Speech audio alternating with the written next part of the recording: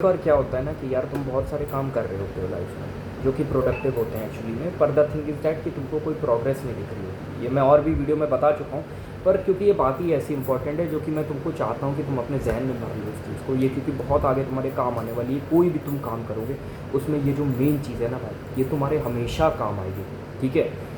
No matter what you are doing. For example you are working on your business, ठीक है, तुम progress कर रहे हो, तुम काम कर रहे हो, पर तुमको कोई भी प्रोग्रेस दिख ही नहीं रही है। ठीक है, तुमको कोई रिजल्ट नहीं दिख रहा।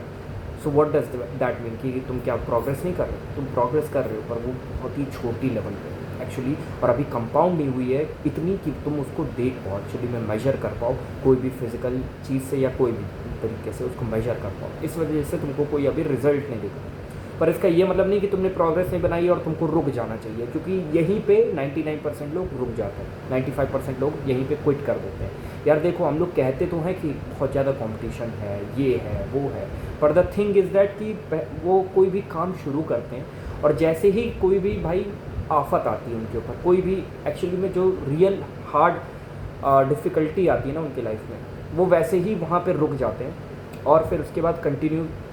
थोड़ा आगे बढ़ते हैं। उसके अगर और उससे भी बड़ी कोई वो आ गई प्रॉब्लम तो बस एकदम रुक जाएंगे फिर। और this is the thing actually which is making actually 95% of the people separated from those who are actually winning in those fields,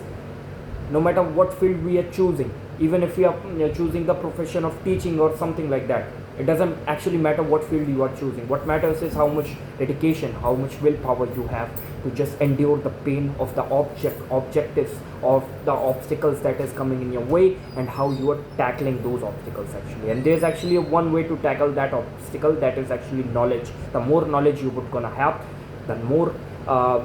smartly you can just do whatever you want to, and you know how to tackle that situation very efficiently without wasting much of the time, without wasting much of the energy on that obstacle. And that's how the smartest person who are on the top works actually. Even if you are like a body building में जाओ आप, तो वहाँ पे भी muscle जो है भाई,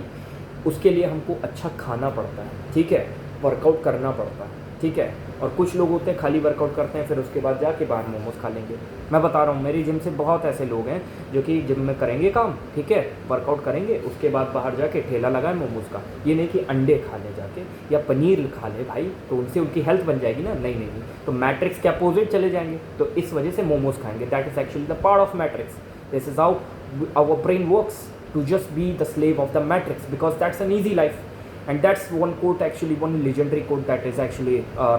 right now rambling in my mind, and that is actually अगर कोई बंदा जेल में है और उसको हर तरह के एंटरटेनमेंट हो, आप उसको नेटफ्लिक्स दे दो, उसको खाने को जो मर्ज़ी चाहिए वो दे दो, और उसको ये करने के लिए जो चाहिए वो दे दो, तो भाई वो कभी भी जेल से जाना ही नहीं चाहेगा। पर इसका मतलब ये नहीं है कि वो जेल में नहीं है, वो जेल में है, पर उसकी क्योंकि सारी जो इच्छाएं हैं वो पूरी हो रही, तो वो कभी जेल से निकलेगा ही नहीं, वो और चीज़ें एक्सपीरियंस करेगा नहीं। हो सकता है जेल से बाहर उसको उससे भी ज़्यादा चीज़ें मिल सकती थी, पर क्योंकि उसकी जो बेसिक नीड्स थी वो फुलफ़िल हो रही थी, तो वो कभी जेल से बाहर निकलेगा ही नहीं। और यही हमारे साथ हो रहा है, जेनज़ी के साथ यही चीज़ अभी प्रॉब्लम बड़ी वाली हो रही है कि हम लोग को, क्योंकि घर में पापा ने छत बना के दे रखी है, हम लोगों को ऐसा नहीं है कि भाई बारिश में यार छत भीग रही है हमारे पास घर नहीं है रहने को, ऐसा नहीं है। अच्छा सा एक घर है, ठीक है, खाने पीने का तुम्हारा काम मम्मी पापा कर रहे हैं, ठीक है, पैसे तुमको पापा दे ही दे रहे हैं, या तुम्हारी ज़रूरतों का सामान का जो भी चीज़ का ज़रूरत है उसका जो खर्चा है वो तुम्हारे पापा मम्मी दे रहे हैं, तुमको बस क्या करना है। और तुम भाई ये भी करने को तुमको मिल जा रहा है, ट्रिब्यूट टू पी एक्चुअली, ठीक है, तो तुम क्यों काम करोगे? It's actually like a golden पिंजड़ा जिसमें सारी तुम्हारी ज़रूरत पूरी हो रही हैं। पर इसका ये मतलब नहीं है कि जब तुम पूरा जीवन ऐसे ही जी पाओगे भाई, क्योंकि एक समय के बाद तुम्हारे माँ बाप भी चाहेंगे कि तुम अपने पैसों से अपना घर चलाओ। एक दिन तुम भी बड़े होगे, ग्रेजुएशन फॉर एग्जाम्पल, अभी तो तुम 18-19 साल के, कभी सोचा है जब तुम्हारी ग्रेजुएशन ख़त्म हो जाएगी, जब तुम्हारी पोस्ट ग्रेजुएशन ख़त्म हो जाएगी, उसके बाद कुछ लोग पीएचडी कर लेंगे, जो कि एक एक्सक्यूज़ है मेरी नज़र में, क्योंकि जितने भी लोग करते हैं भाई उसमें से बहुत ही कम होते हैं जो कि एक्चुअली में इंटरेस्टेड होते हैं। पीएचडी में एक एक्सक्यूज़ ही होता है, मेरे को तो यही लगता है, ठीक है। अब तुम भाई इस पर तुम्हारा दूसरा ओपिनियन हो सकता है, पर मेरे ही ओपिनियन। उसके बाद क्या करोगे भाई? जॉब तो तुमको करनी ही पड़ेगी ना। कब तक तुम्हारे माँ बाप तुमको भाई सानी देते रहेंगे, तुमको चारा देते रहेंगे? वो भी तो एक दिन भाई थकेंगे ना, उनका भी तो मन करेगा कि मेरा बेटा कोई जॉब पाले या कुछ कर ले, कुछ सक्सेसफुल हो जाए, तो हम लोग भी छोड़ पाएँ भाई, हम लोग आराम से जॉब छोड़ पाएँ और रिटायर हो पाए और उसके मज़े ले पाएँ। क्योंकि उस समय में यही होता था भाई, 60 तक काम करो उसके बाद रिटायर हो अपना, ठीक है। और अगर तुम्हारा जो बेटा है वो नालायक निकल गया तो और काम करना पड़ता है बाप को, क्योंकि बच्चा औलाद तो हमारी है ना, औलाद तो बाप की होती है ना, तो भाई काम तो करना ही पड़ेगा बाप को, भाई पेट तो भरना है। आप कौन ऐसे पापा होंगे जो अपने बेटे को भाई नंगा छोड़ देंगे रोड पे मरने के लिए? नहीं होगा ना कोई भाई, कोई पापा नहीं होंगे ऐसे। बस वही चीज़ है, और ये सब चीज़ें लोगों को पता होती है और वो लोग कुछ काम करना शुरू करते हैं। फॉर एग्जांपल वो अपने बिजनेस पे काम करते हैं, फॉर एग्जांपल वो अपनी स्टडीज़ पे काम करते हैं, फॉर एग्जांपल वो कॉम्पिटिटिव एग्जाम की तैयारी करते हैं, फॉर एग्जांपल वो कोई अच्छे कॉलेज में एडमिशन लेने के लिए काम करते हैं। पर क्योंकि जब वो शुरुआत में कुछ काम करते हैं भाई, और ये सृष्टि का नियम है, कोई भी ऐसा जो काम है ना जिसमें तुमको जो प्रोलॉन्ग पीरियड ऑफ फ्रूट मिलेगा, जो कि लंबा एक अच्छा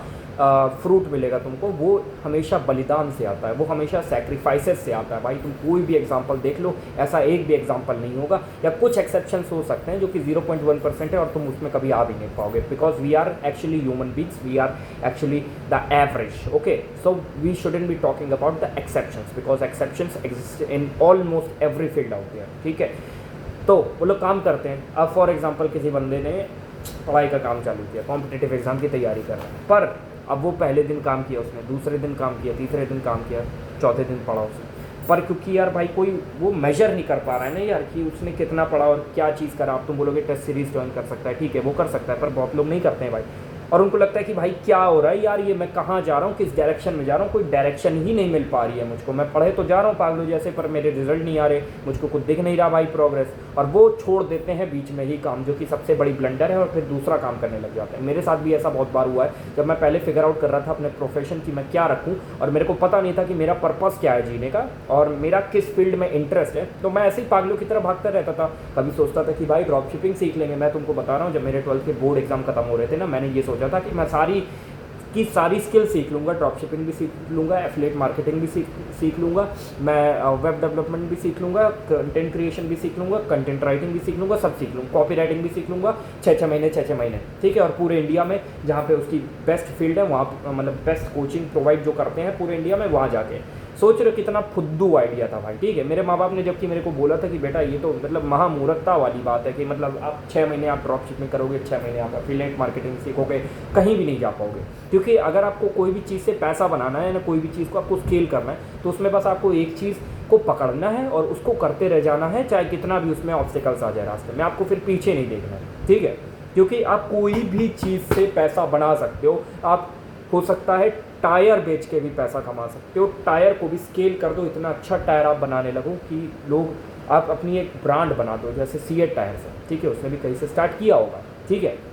तो ये चीज़ है आपको, और मैंने भाई बहुत मेहनत के बाद, बहुत ज़्यादा माथापच्ची के बाद मेरे को अपना पर्पस मिल गया कि मेरे को एक्चुअली में क्यूज़ थे मेरे पास एक्चुअली में कि मैं किस चीज़ में अच्छा हूँ, पर मेरे को समझ नहीं आ रहा था भाई कि यार ये सही है कि नहीं है, इस वजह से मैं नहीं कर पा रहा था वो चीज़। अब मेरे को समझ में आ गया कि मेरा जो प्रोफेशन वो ये है कि मैं लोगों को बेस्ट तरीके से समझा सकता हूँ, और ये मेरी सबसे बड़ी पावर है, ये मेरा यूनिक सेलिंग पॉइंट है कि मैं जब भी कोई चीज़ बोलता हूँ तो वो एकदम दिल से निकलती है और लोगों को समझ में आ जाती है यार, this is my plus point. And if you also want to actually know what is your purpose, because जब आपको पर्पस पता होता है ना अपना कि आपका किस चीज़ में इंटरेस्टेड है, आप किस चीज़ में इंटरेस्टेड हो एक्चुअली में, तो वो काम में हर्डल्स आती ना, तो उसको भी पार करने में ऐसा नहीं है कि भाई बिल्कुल बोरिंग नहीं लगेगा, बोरियत लगेगी तुमको कभी कभी, क्योंकि हम इंसान है यार, बोर हो जाते हैं अपने प्रोफेशन से भी, लेकिन तब भी वो ऑब्स्टिकल्स तुम पार कर लोगे, क्योंकि तुमको मेन डायरेक्शन तुम्हारा पता है कि इसी रास्ते में मुझे जाना है, मुझे यही प्रोफेशन चूज़ करना है, तो ऑब्स्टिकल्स क्लियर करने में मजा आती है। अब तुम सोच रहे हो कि भाई कैसे अपना प्रोफेशन चूज़ करें, तो वो उसके लिए मैं बहुत जल्द वीडियो बनाऊंगा, आई बटन पे आ जाएगी, ठीक है, जल्द से जल्द।